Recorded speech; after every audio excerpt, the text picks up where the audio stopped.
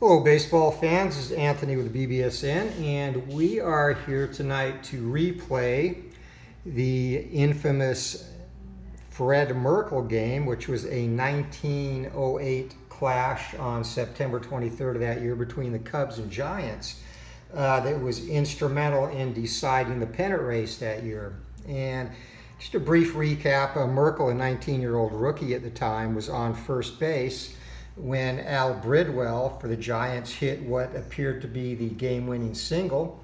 And Merkle, as was customary at the time, went and did not go all the way to second base. Instead, veered off towards the center field clubhouse in the Polo Grounds when he realized that the winning run was going to score. And again, this was a common practice at the time, even though the rule in place indicated you did have to safely reach the next base or be subject to a force out. So basically chaos ensued after that. Johnny Evers went out as fans filled the diamond to retrieve the ball. Joe McGinnity of the Giants realized what he was doing, was able to intercept the ball, and he hurled it into the crowd.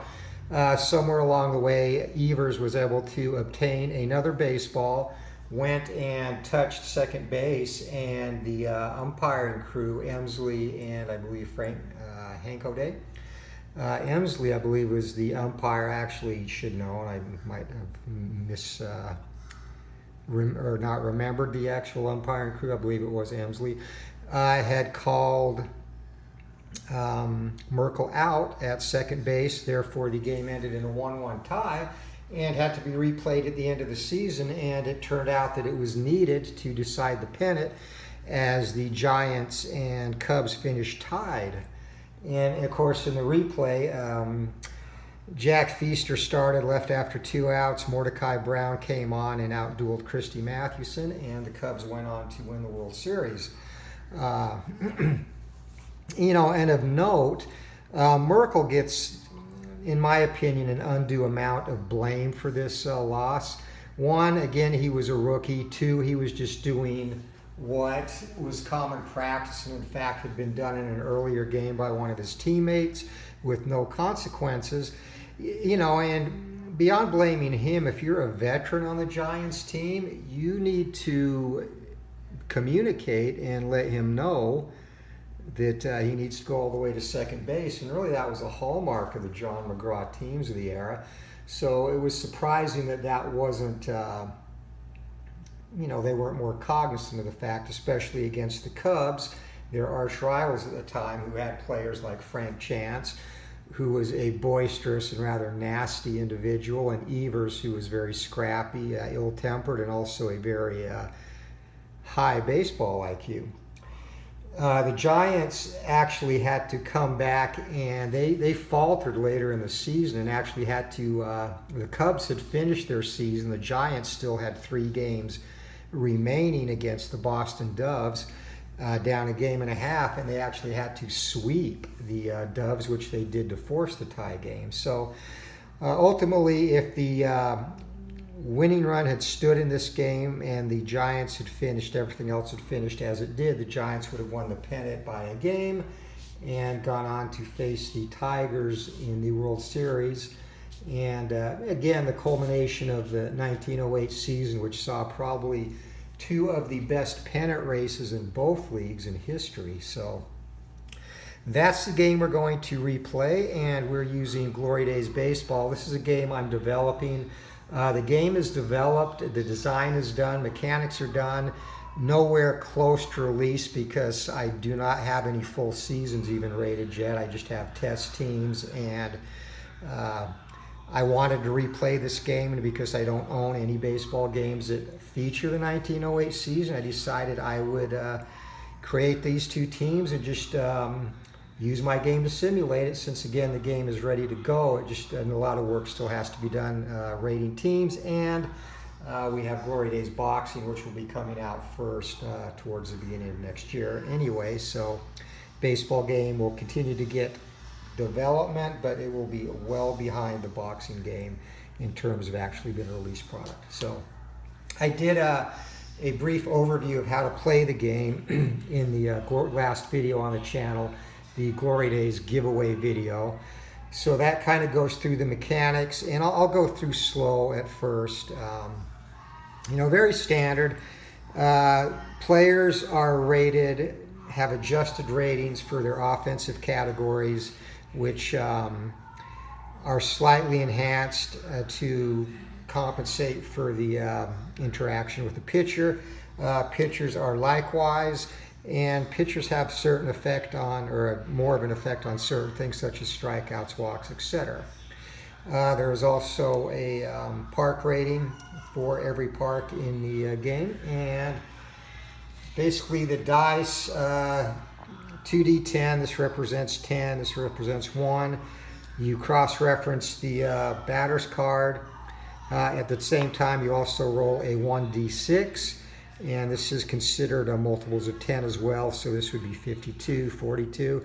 And after the batter result is checked, you then use the same multiple of 1 die to check the pitcher's card to see if the pitcher affects the result on the batter's card based on it being a hit or an out, a walk, or a strikeout.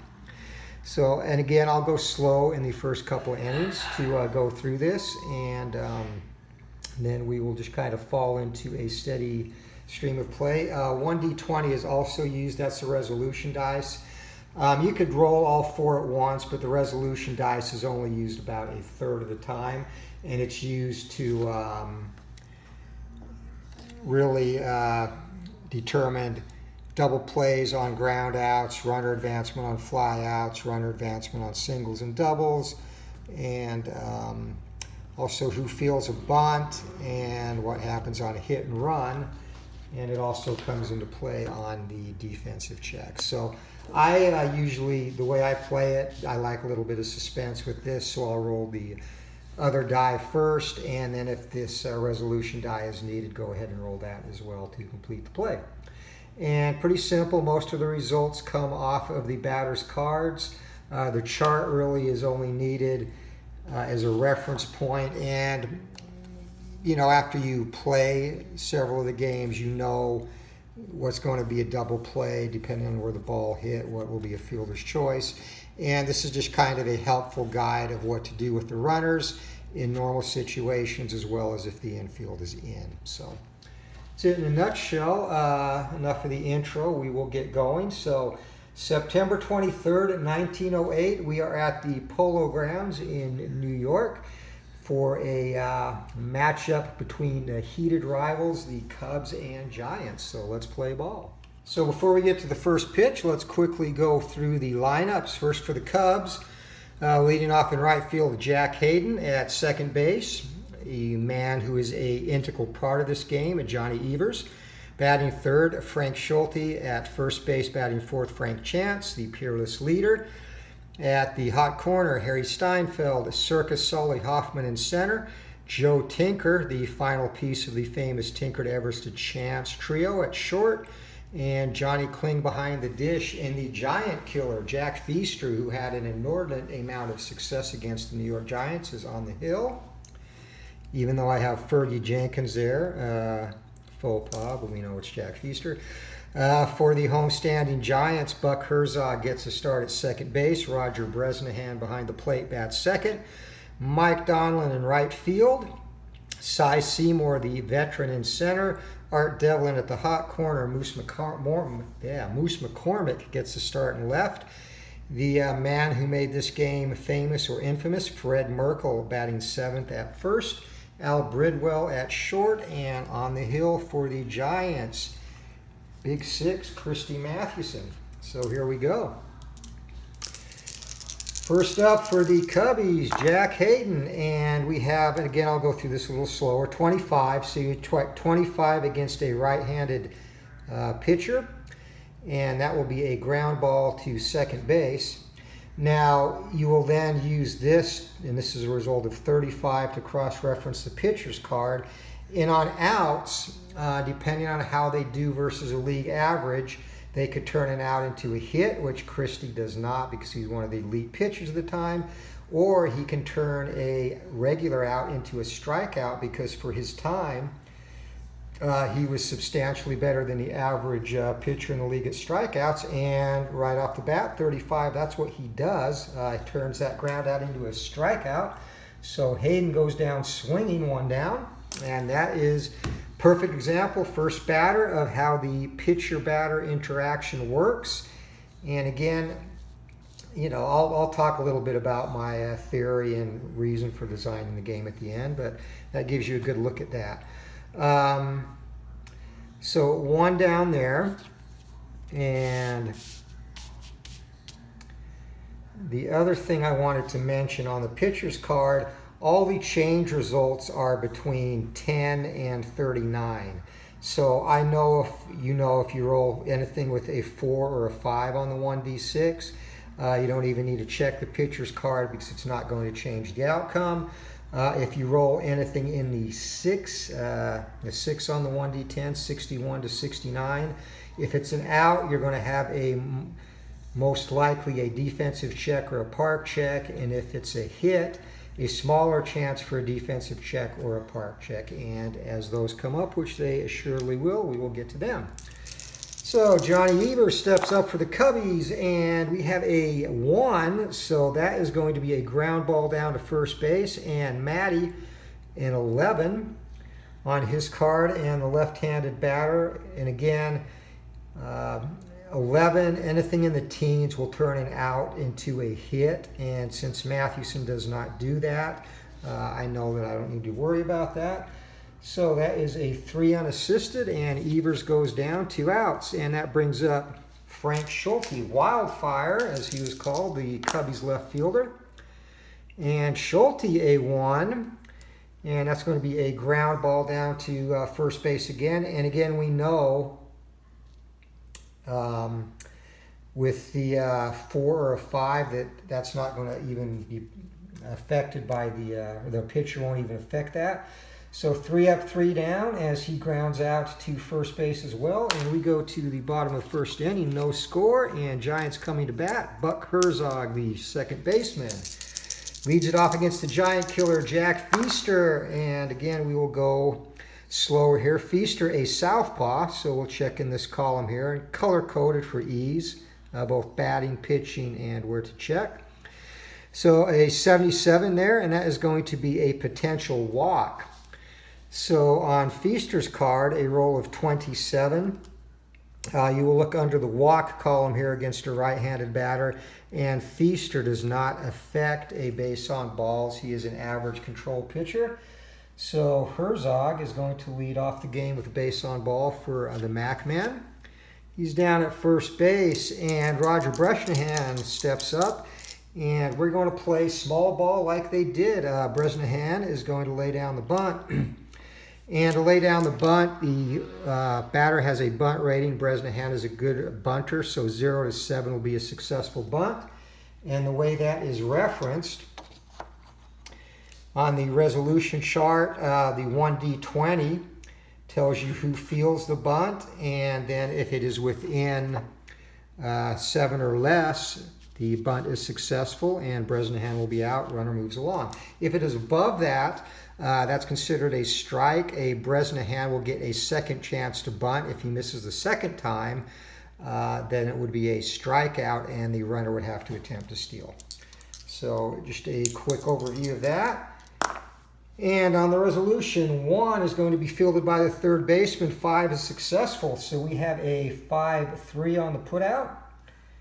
Sacrifice hit, and over to second base goes Buck Herzog, and playing small ball like they did in the dead ball era, Giants have a runner in scoring position. And that brings up Turkey Mike Donlin, the best hitter in this Giants lineup. And against Feaster, against the left-hander, 12, and that is going to be a single into right field. And 61, because it is a hit, again, on Feaster's card. If that had been an out, it would have been a defensive check. A hit, it is not. It's 67 for a defensive check, 68, 69 for park effect. So that will be a single. Now we bring the resolution die into play. And we'll roll the 1d20 first, and that is a 2. And you will look here, resolution single, runner on second base. So a 2, and that is in the range of 1 to 7 to the right fielder. So in that case, the base runner will only advance 1 base. And then again, it breaks it out here. Runners advance 1 base. So not deep enough to get a run home. Herzog is on third, but Donlin has a single and at the corners with 1 down. And that brings up the veteran Cy Seymour, the center fielder. And 59. So Seymour against the left-hander, roll of 59, and that is going to be a fly ball to right field. And again, we know a 4 won't affect it on Feaster's card, so now we need to see how deep it is. Again, we go to the resolution die, 16. And I won't do this the entire game. I just want to bring it out and show it now. So here's a fly ball resolution, lead runner on third base, and a roll of 16 to the right fielder. And that is going to be a fly out, runner on third scores, other runners hold. So we have our first run of the game as Buck Herzog comes home on a sacrifice fly by Cy Seymour.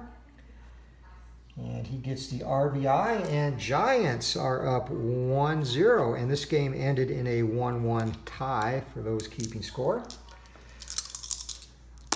And again, 2 down, runner on first base, and 80. So Devlin against the left-hander. 80 is going to be another walk. And again, we know Feaster does not affect the walk, so he's having some control issues to start the game. Runners on first and second now, 2 outs, and left fielder Moose McCormick, who is actually a part-time player on this team overall.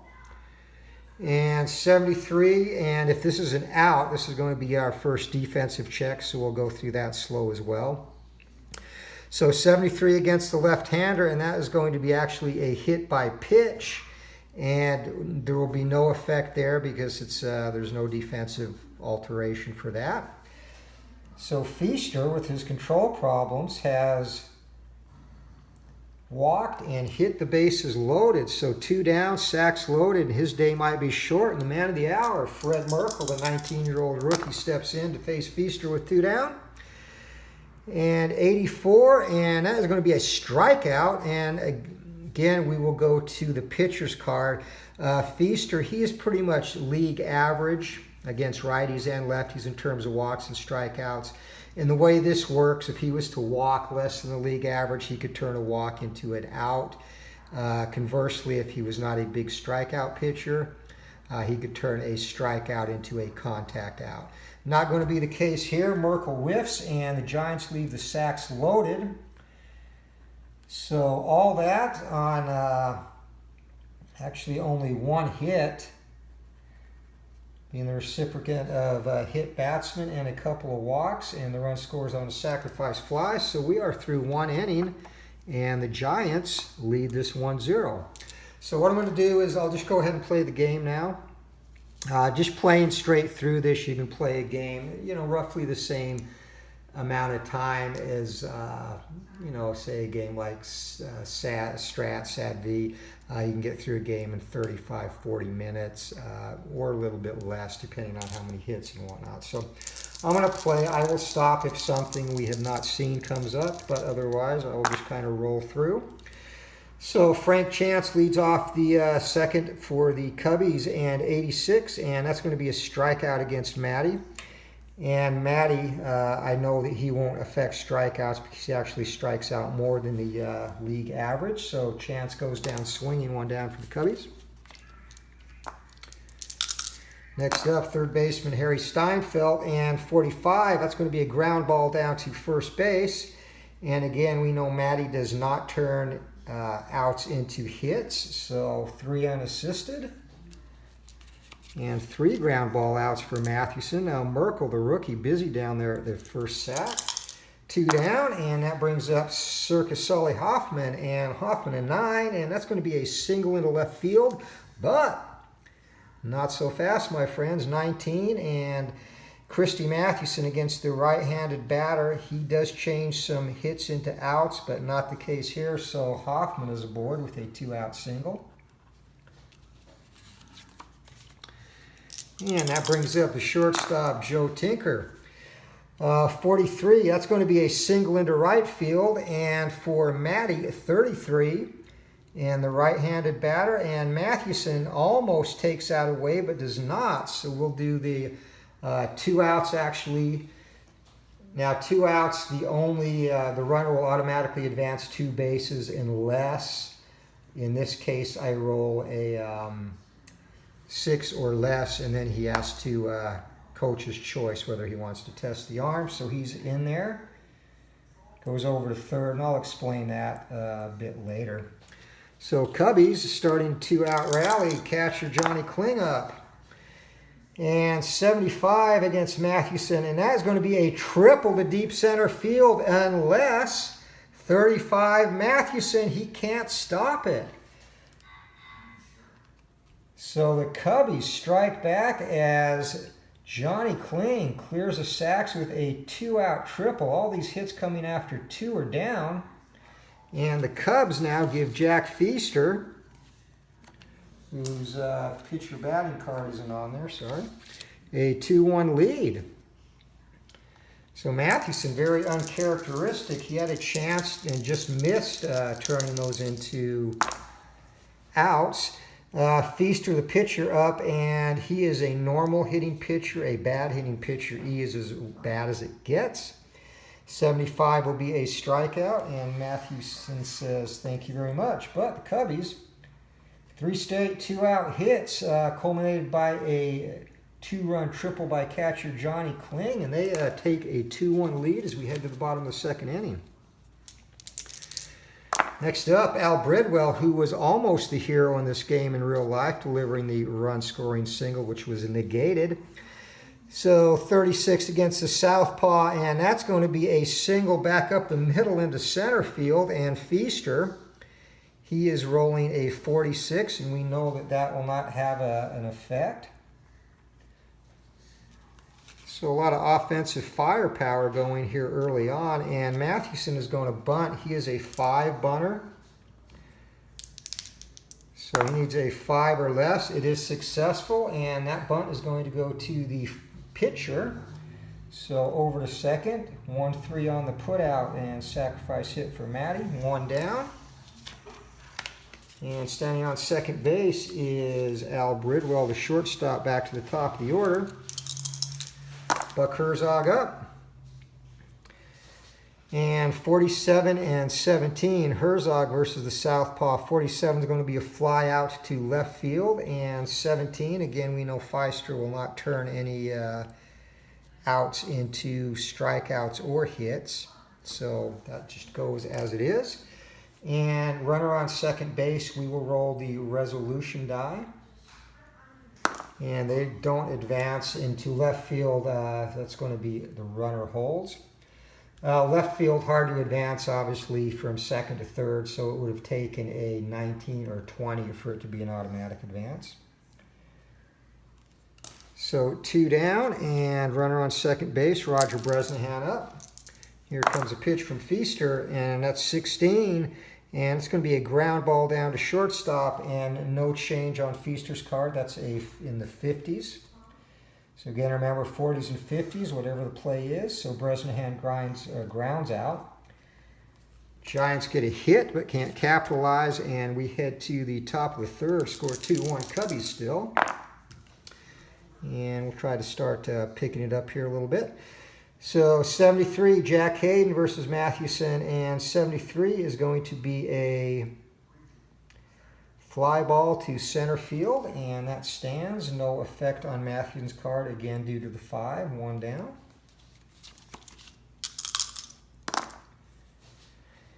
And we could have our first defensive check of the day here. 23 to Johnny Evers, and Evers grounds it to second base, and that will be a defensive check, so I will walk you through that. And again, it's an out against the left-handed batter, and 63 right here is going to be a defensive check. So the way this works, this could be a range check or an error check. So here's the defensive chart. You roll the 1d20 and then one of the 1d10s. And the 1d20 here, this is going to be an infield ground ball. So you will look at, it will first tell you by the 1d20 whether it's going to be a range check or an error check. And then you look at the error rating, in this case of the second baseman, which is Buck Herzog. His error rating is a 6, so he's not a very good fielder. 6 or less on the 1d10 is going to be an error, or could be a range result as well. But if if there's an error or a failed range check, it tells you what happens. If it's successful, it tells you what happens. You know, and again, I know it's really easy once you get in the game, or the flow of the game, to just go ahead and run it. But we'll show this, and that is going to be an error 0, or well, actually no, 4 is range check, and Herzog has a range of 3, not a very good range, but 0 is within that range. So 3, and then you'd go to no error or successful range check. A dazzling play, fielder's choice if force, otherwise out at first base. So this will be an out at first base for 3. And that gives you a look at the defensive mechanic. And 2 down for Frank Schulte. Wildfire steps up. And 49 and 39. So 49 is going to be a fly ball to right field, and 39, Mathewson doesn't change that into a strikeout or hit. So 3 up, 3 down. Matty settles back down again as we go to the bottom of the 3rd inning. Cubs still lead this 2-1. Mike Turkey Donlin facing Feaster, and 4 against the left-hander is going to be a ground ball down to first base, and that stands as again. Actually, I take that back. 20, he could turn that into either a strikeout or a walk. In this case, he does not. 24, actually, he does turn it into a strikeout, sorry. So again, the pitcher interaction coming into play. So Donlin fans, heads back to the bench. Left-handed hitting Cy Seymour up, and that's going to be 98. And we have a wild check, no runners on base, so we will re-roll that. And at 0, we have our first special event. So here's a special. I'm glad these examples are coming up. Obviously, it's extending the gameplay, but it lets you see everything the game offers. So on a special event check, bases are empty, so we'll go on this column, and we will roll the 2d10. And if you've watched any of my payoff pitch videos, I actually use my special event chart in that game. This is a little bit more robust than what comes with the game. So 50, and the reference here is going to be go to weather chart, roll 1d20 for result.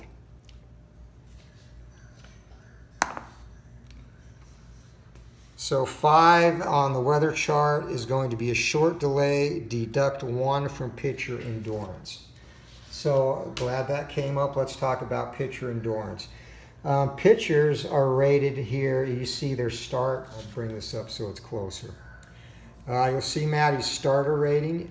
This means he can face 33 batters in a game or give up 6 runs before he becomes fatigued. And what happens when you become fatigued basically is you basically lose on your out chart anything between 10 to 19 that's an out becomes a hit, and then you also lose the automatic hit to out conversions here. So it's a pretty significant effect. Now, this would mean normally, again, he'd face 33 batters in a game. In this case, he will face 32. And Feaster can face 34, so his would go down to 33. And the only exception to that not becoming fatigued, if you reach your fatigue point and you have given up 2 runs or less, you can still stay in the game as fresh. If you've given up 3 runs, actually, I'm sorry, it's 1 run or less if you're trying for a shutout.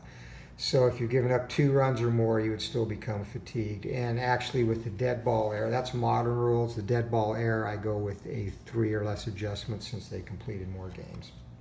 Or 2 or less adjustments, sorry. So probably could have explained that better. Basically, if you get to your fatigue point with dead ball pitchers, if you have given up 2 runs or less, you don't fatigue. That's it in a nutshell. So short weather delay, and we will come back now. And still up at the dish is Seymour. So 73, and again we know 43 won't have an effect on Feaster's cards, so whatever the result is, that's a fly ball to center field, 2 down. And dead ball pitchers really didn't get tired anyway. 78, Devlin against the left-hander, and that is going to be another walk. So Devlin, adept at drawing balls against southpaws, and Feaster has now given up 3 of them, plus a hit batter.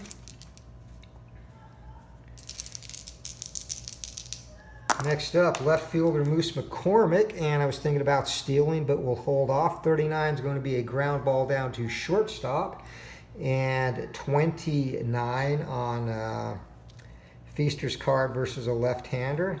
No effect there, so that is going to be an ending ground ball to Tinker. So Giants, no hits, no runs, no errors, and 1 left, and we head to the top of the 4th inning, still 2-1 Cubbies. Frank Chance is up, and 87 against Matty, and that's going to be a strikeout. So again, and Mathewson, as I mentioned, does not change strikeouts. So Chance, second time that Big Six has whiffed him. 1 down. And 15, whatever he gets, because again, a 4 will be no alteration. We know 4s and 5s don't affect the result on the pitcher's card. So 15, that's a ground ball down to shortstop for Steinfeld. 2 down. And Circus Sally Hoffman, as Matty has settled down a little bit now, and against the right-hander, 35, and that's going to be a ground ball down to second base, and we will have another defensive check.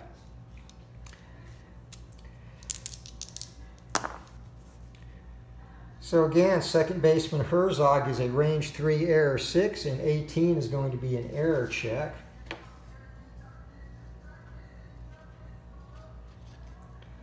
And a 9, and he actually passed. So if it had been an error, again, it tells you exactly what happens. Drops ball, positioning to throw, batter safe, runners advance 1. Ground into double play of first base occupied, which is not the case. So Herzog, the 9 is outside his error range of 0 to 6, makes the play. Another 3 up, 3 down for Matty and the Giants. And we will head to the bottom of the 4th inning. Here we go. So you're getting a little bit of an idea, about the flow of the game now. 61, and the rookie Fred Merkle, that's going to be a line drive right at Evers, and Feister again against right-handers does not change anything into a strikeout, so L4. 1 down as Merkle tagged that, but it hit it right at Dangerous Johnny down there. 31 for Bridwell against the left-hander.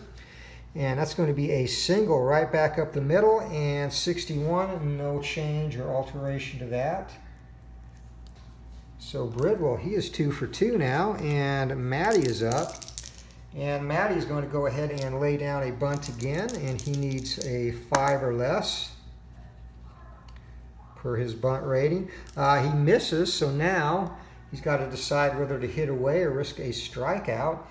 And if he does strike out, Bridwell, who is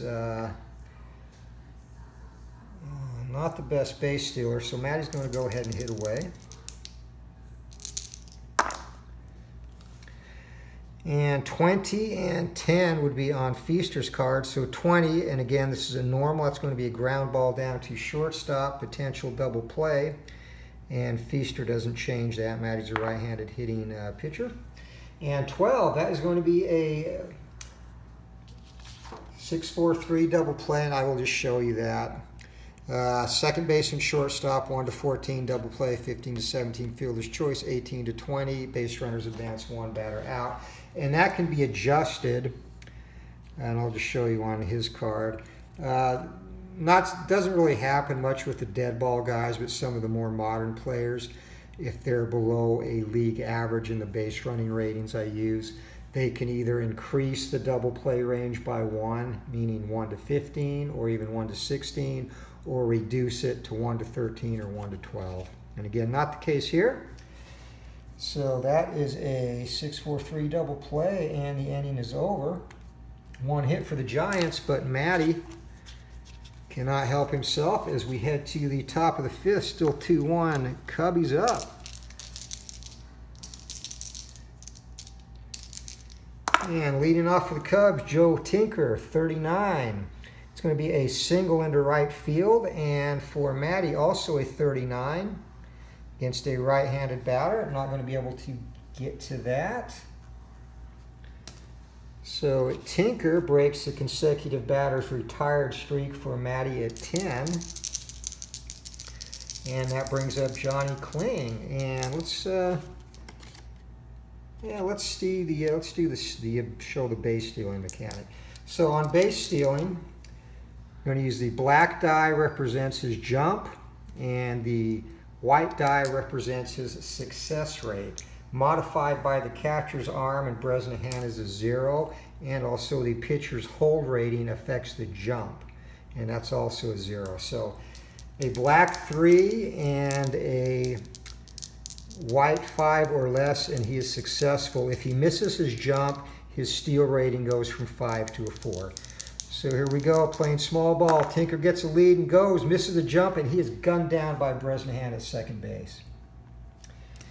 A very simple, but overall, during testing, pretty accurate steal mechanics. So one down, and that brings up Johnny Kling, who is the hero for the Cubbies thus far. 30 versus the right-hander. That's going to be another single back up the middle, and 60, Matty. No effect on that, so that caught stealing could come back to affect the Cubs, and the bottom of the order is doing damage right now. And Feaster, he is a 5 to bunt, so he's going to try and lay it down. And that is successful, and 16, that goes to the first baseman, so 3 to 4 covering. And sacrifice hit. Moving over to second base is Kling, and back to the top of the order, 2 down, runner in scoring position for the West Siders. And Jack Hayden, in not the regular left fielder, but he's in the lineup tonight. 77, whatever he gets is going to be good, and that's going to be a fly out to left field to end the inning. So a couple of hits for the Cubbies. No runs, 1 left, and we head to the bottom of the 5th inning. Chicago leads New York 2-1 still. Buck Herzog leads off the 5th for the home standing Giants.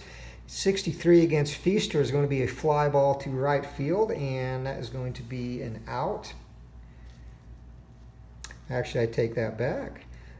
Feaster against righties. Oh, never mind. I'm in the wrong column. So fly out to right field, 1 down. You'd think I would know my own game a little bit better. Stepping up is Bresnahan, and against Feaster 5 is going to be a ground ball down to third base, and 40, no effect for Feaster on the result. So 2 down. That brings up Turkey Mike Donlin.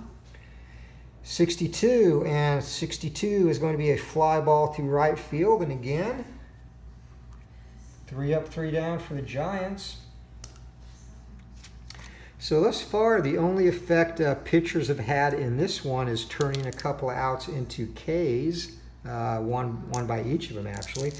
And you know, sometimes you will have. I've had a test game that I played between the Giants the same year, the Giants and the Pirates, where Mathewson actually turned 3 hits into outs, which made a difference in the game. I think it was a 3-1 Giants win. So back top of the 6th inning, we were ready to go. Johnny Evers steps up for the Cubbies. And 58, and whatever he gets is going to stand, and that is a double into center field. So Evers cracks one of Matty's offerings, and he is standing at second base, nobody out. And Schulte is up, and Schulte is going to lay down a bunt, and again playing small ball, as is reminiscent of the air. 16, that's going to go to the first baseman, and 1 is successful. So Evers is moved over to third base. 3-4 on the putout, and another sacrifice hit. And the Cubbies have an insurance run and 90 feet away now with the peerless leader Frank Chance up. I'll just roll those all again. Sorry. 77, and against Matty, that is going to be a foul out to the catcher. However, we're going to have to do an error check on Bresnahan, error or range check. Now, this will be a foul, so if an error is committed here, it will be redo the at-bat. So again, and we also have different error and range checks for infield fly balls. And Bresnahan's error rating is a 4, so 2, it's going to be, sorry.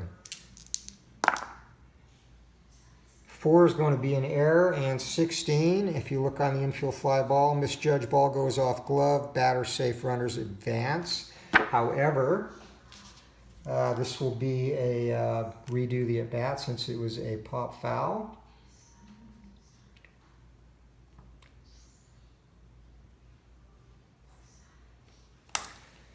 So that could be a huge error for the Giants, as Bresnahan can't handle what would have been the second out of the inning and would have been huge in keeping Evers at second base. And 96, so we're going to get our first wild check, or actually 99, still wild. So here's how wild works. Basically, again, a 1d10. And luckily, Matty, it's going to take a 0 for a wild pitch to happen. You also have to look at the catcher and see if he has a pass ball rating. Bresnahan does not.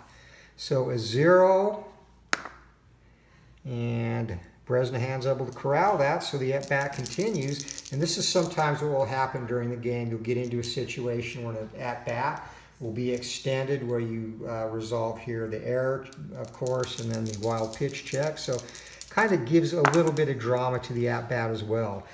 And we're going to try and get this resolved. Now 80 is going to be a walk, and Matty, again, a result of 4 or 5 on the blue die is not going to affect that. So that is Mathewson's first walk of the ball game. And probably a good decision. Sets up a double play. Runners on the corners now, 1 out. Harry Steinfeld up, and 0-7. And it's going to be a ground ball down to third, and 17 on the pitcher's die versus the right-handed batter, and not going to change that into a strikeout. Again, that would have, teens can only be a hit, and Matty doesn't do that.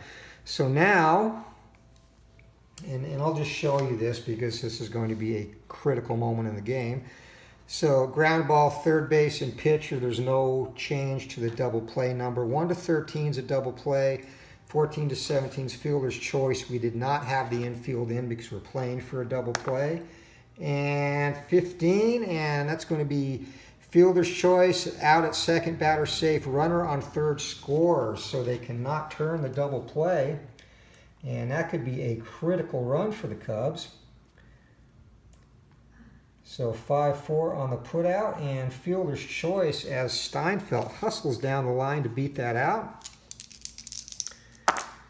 And again, normally I wouldn't stop and go through the charts like this, and I can get through the game a lot quicker, but want to just point things out and make sure everything is out there. 22, and we're going to have another potential error check. It's a ground ball down to shortstop, and again, 62 on Matty's card on an out is going to be a defensive check. So shortstop for the Giants, Al Bridwell, he is not very good either.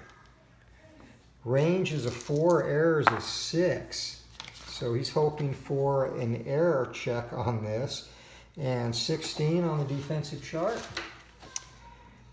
And we will show that to you. Infield ground ball, 16 is an error check. 8 is outside of his error range of 0 to 6, thankfully. So that's going to be a ground ball and double play of first base occupied, which is not the case. So here a simple 6-3 put out, and that reduces any further damage. But the Cubbies scratch one more run out. And we head to the bottom of the 6th inning. Chicago leads New York 3-1 in the 1908 Merkle replay game. Cy Seymour, the cleanup hitter, leads it off for the Giants against the giant killer Jack Feaster. And 20 is going to be a ground ball down to second base. And Feaster roll of 20 does not affect that. He does turn some outs into strikeouts against lefties. So 4-3 on the putout for Seymour. That brings up Art Devlin, the third sacker. And Feaster, living up to his name, the Giant Killer, has only given up 3 hits. He's had some control issues, but Giants have not been hitting him. 16 is going to be a ground ball down to shortstop. And 6-3 on the putout.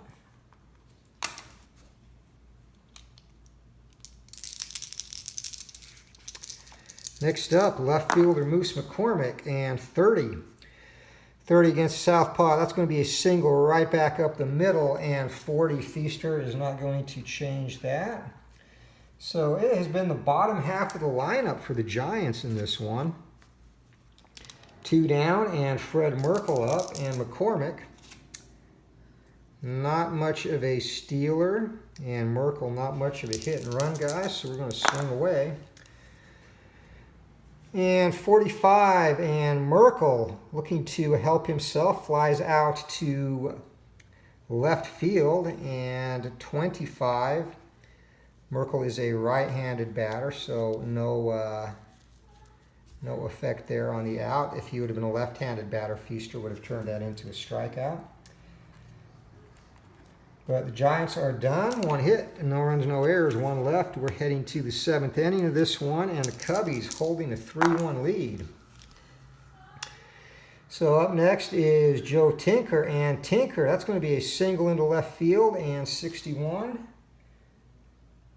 No effect on the pitcher's card, so Tinker leads things off, and Tinker is going to give it a shot again. So again, a jump of a 3 on the black die. He's got his jump, but he's still thrown out. So for the second time, Tinker is gunned down by Roger Bresnahan, and Frank Chance is probably going to have to put the baffles on him. 7 to Johnny Kling, and Kling again follows up Tinker getting caught stealing with a single. It happened back in the 5th as well. So craziness, and once again, Jack Feaster is going to bunt, and he needs a 5 to be successful, and not successful, so he's going to have to hit away. Doesn't want to risk, and this will be an error check. So 73, normal pitcher, and that's going to be a strikeout. So fortunately, no error check takes place in that case. So 2 down, and that's a huge out for Matty with the top of the order coming up now. And Jack Hayden up. So 62, and Hayden, it's going to be a fly ball to right field, and 22 on Matty's card versus a left-hander just misses turning that into a strikeout. So F9, and the inning is over. Couple of hits for the Cubbies, but once again, Tinker's egregious base running takes them out of a potential inning. And we head to the bottom of the 7th inning stretch here at the Polo Grounds. At the old ball game, Al Bridwell, 15 against the left-hander, and that's going to be a single into right field. And Feaster does not change that. So Bridwell, he is 3 for 3, and again, it's been the bottom part of this Giants order, and obviously a bunt here. This would normally be a situation in modern times we'd have a pinch hitter come in, but that is not going to be the case. So 3, Matty gets the bunt down successfully as he has a bunting rating of 5. 13, it goes to the first baseman, so over to second base. 3-4 on the putout, and it's a second sacrifice hit for Mathewson.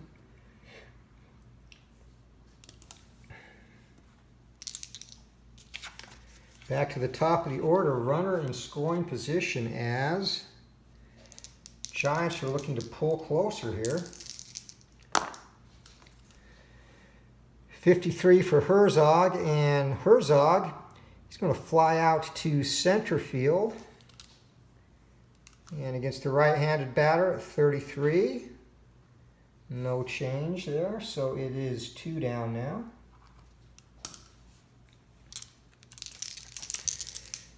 Brings up Roger Bresnahan, and Bresnahan 82, and he's going to draw a base on balls. Feaster's 4th, I believe, of the game. So runners on 1st and 2nd. And Turkey Mike Donlin looking to make something happen, and he's got a single into right field. So 2 outs, and runners will advance 2 unless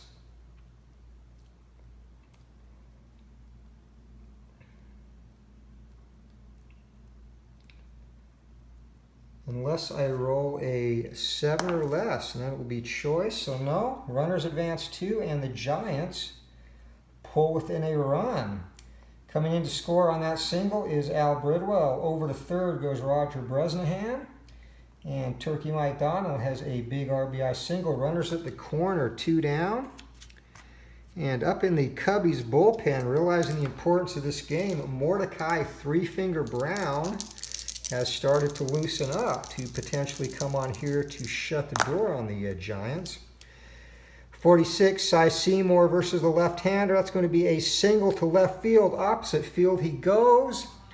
16, though, against a left-handed batter, and it is in there. So we have a tie ball game.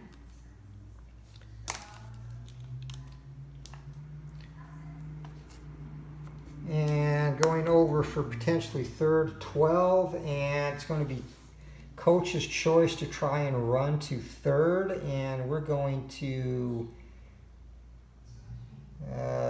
hang tight with Donlin.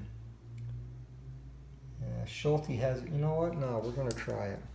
So Schulte's run rating is a 6, no alteration by the left fielder's arm. So 6 or better, 2 outs, trying to get there on 3rd base to 3rd. He is in there on the run scoring single.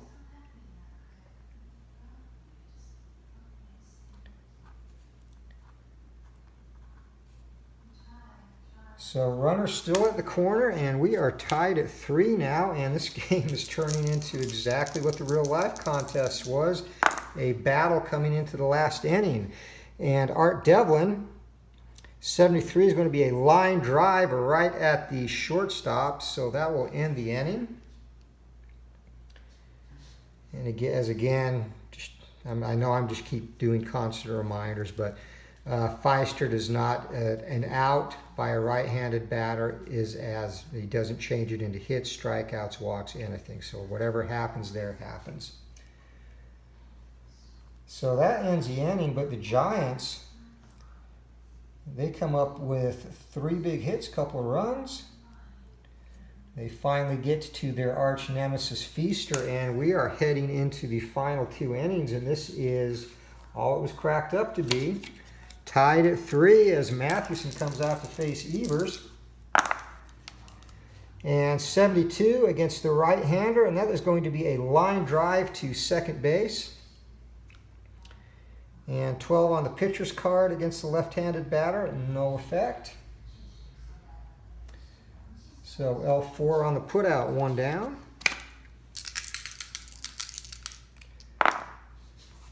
Schulte up, the left-hander, and 0-3 is going to be a ground ball down to first base. So 3 unassisted for Merkle. He's had a busy day down there. 4 putouts for him, just on ground balls. And Frank Chance, who has struck out twice and walked. Matty has had his number today.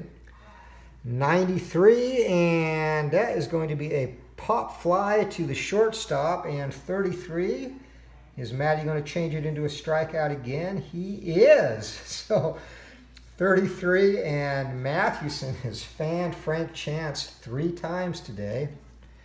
And again, 32 to 35 turns a regular contact out into a strikeout. So 3 up, 3 down. Matty bearing down as the pressure mounts here. We head to the bottom of the 8th inning, and Mordecai Brown is ready to go if needed for the Cubs.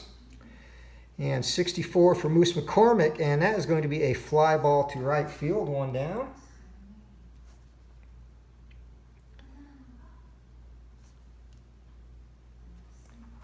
Fred Merkle steps up now for the Giants.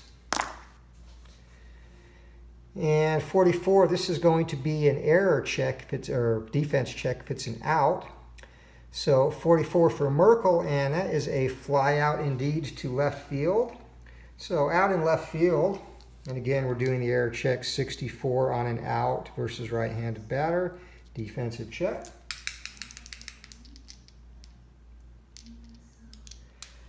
We haven't had a park check yet. Hopefully one of those will come up before the game ends. So out in left field, the Frank Wildfire Schulte, he is a good outfielder. He has an error rating of 1, a range rating of 5. So 16 on the 1D20. And outfield out, 16, and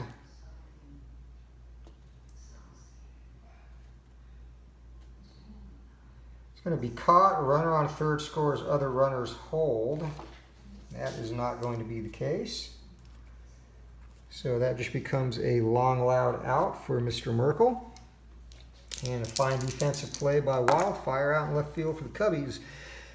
29, and 29 is going to be a ground ball down to second base, and that retires a side for the Giants. And again, a 4 means that there's no opportunity for the pitcher to affect the result. So we are heading to the top of the 9th inning, and Harry Steinfeld's going to lead this off for the Cubs. Matty is due up for the Giants to lead off the 9th, so if he gets out of this, we're probably going to have a pinch hitter. 91, and Steinfeld, that's going to be a pop-up to shortstop, and 21 on Matty's card. Right-handed batter turns that into a K, so Mathewson bearing down now. And he has 6 Ks on the day now.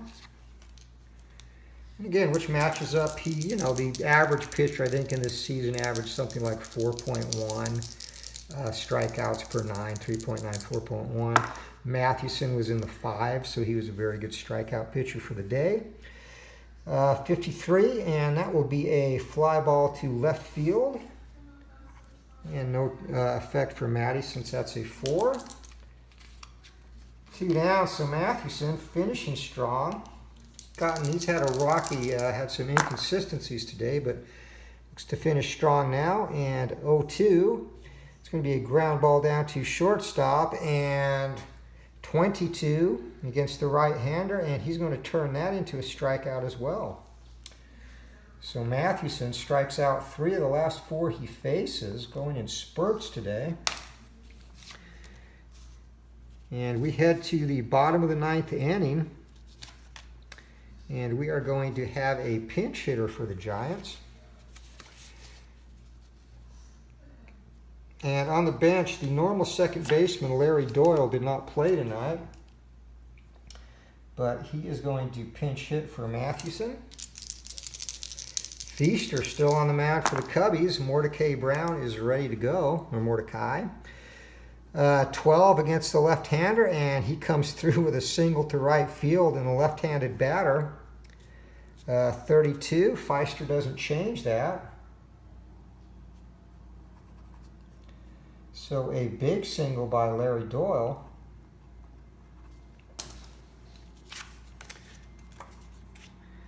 And we go back to the top of the order now. Buck Herzog up, and Herzog a good bunter. And McGraw is going to play small ball.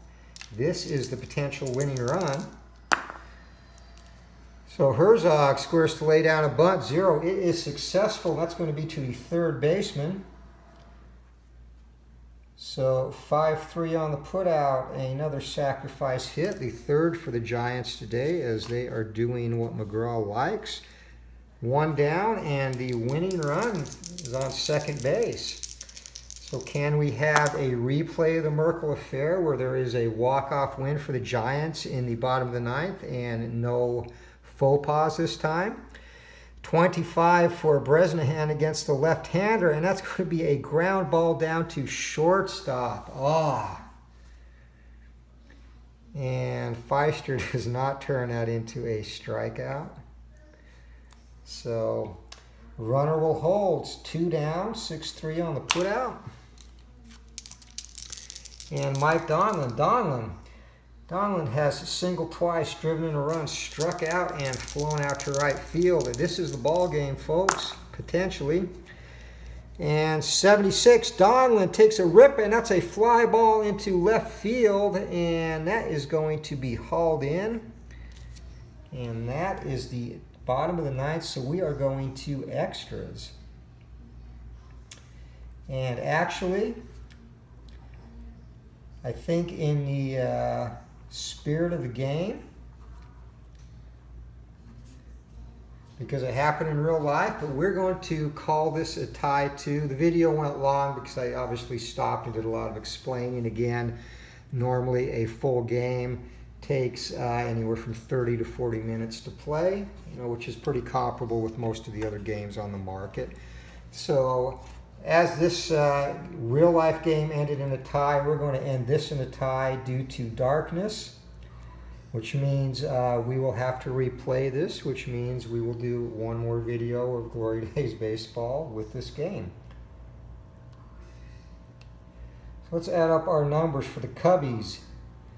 3 runs on 8 hits and no errors. For the Giants, 3 runs, 8 hits, 1 error. Both Feister and Mathewson go the distance, 9 innings pitched, so they get a complete game and no decision. Hitting-wise, probably for the Cubbies, well, definitely for the Cubbies, really the 8th place hitters were the hot ones for both teams today. Catcher Johnny Kling, he had a huge 2-run triple back in the 3rd inning, which erased a 1-0 Giants lead, drove in Circus, Sully Hoffman, and Joe Tinker. He also singled in the 5th and 7th, so 3 for 3 on the day for Johnny Kling. And over on the Giants ledger, shortstop Al Bridwell, 3 singles and an run scored, so he went 3 for 4. So those are our co-players of the game in this tie. And again, hope you enjoyed this, and I want to reiterate, and I said I'd talk a little bit about it at the end, but Glory Days Baseball is something I've been working on. And actually, I started on it before the boxing game. Baseball is a little bit more complex, at least to me, to rate and come up with a good system.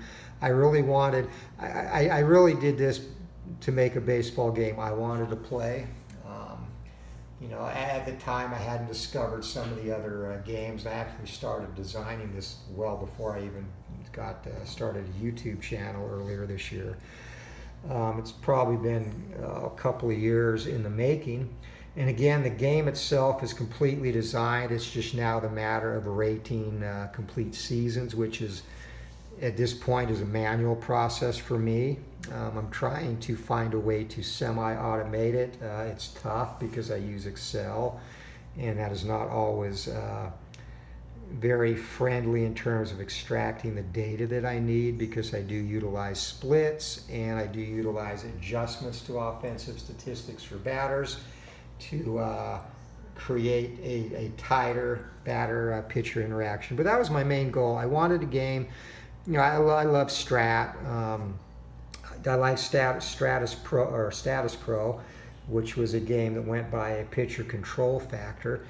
And I started actually designing this game with a similar mechanic to what I ended up going with Glory Days Boxing, where I was going to have it based on different counts and have pitchers, depending on how they fell within the league structure of ERA plus, be rated with stars like the boxing game is. At times I felt like I was delving too much into a 50-50 game doing it that way. And again, there's nothing wrong with 50-50 games. Strat is great. There's a lot of great games out there. Dynasty, Dice Baseball, a new one is well, actually Dice Baseball, is similar. So there's a lot of games that incorporate some element of 50-50 or the like. I just wanted something. There's also some good games that involve pitcher-batter interaction very well. Payoff Pitch, one of my favorite baseball games, is one. I haven't played it, but Inside Pitch is one that's based heavily on the Dips engine. And a concept probably the closest to what I use, I guess, other than the fact that you check the pitcher first there. And you know, definitely a completely different game. But, you know, the principle is the same, is in that the designer of that game is looking for the batter or the pitcher to influence results, and that's what I was looking for here. And I know replay baseball is the only other game I'm aware of where you check the pitcher second, but it was, you know, involves adding numbers and referencing charts, kind of like an APA engine. And I'm not very familiar with replay, honestly, but that's what it appears to be. I wanted a batter pitcher interaction where the pitcher affected the batter and it actually came into play during the at-bat itself. And you could get the results off the cards versus, you know, I only want the charts to be used, obviously, for rare plays, defense checks, and in terms of the rest of the game, the outs and hit advancements. I only want the charts to be there just kind of as a crutch if you want to say, hey, there's runners on first and third, what would happen here, and then you can look at it. You know, apart from that, it's pretty intuitive. The activation or the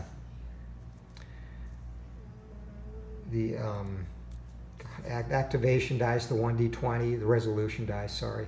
It, you know, it will tell you, you know by the time you've played the game a few times where this number is going to fall depending on where the balls hit. So you'll automatically know, yeah, runners advance an extra base, runners hold to 1 or 2 bases, or it's coach's choice. And that's, you know, there's a range of 3 rolls for coach's choice on all hit advancements. So you'll know when that is, and you can handle most of that just using common sense and what would regularly happen in a baseball game. I did expand it just in case you wanted more of a roadmap. And again, you don't even have to use that. You can use just this result itself and use common sense. But, you know, and that's basically the reason for the design.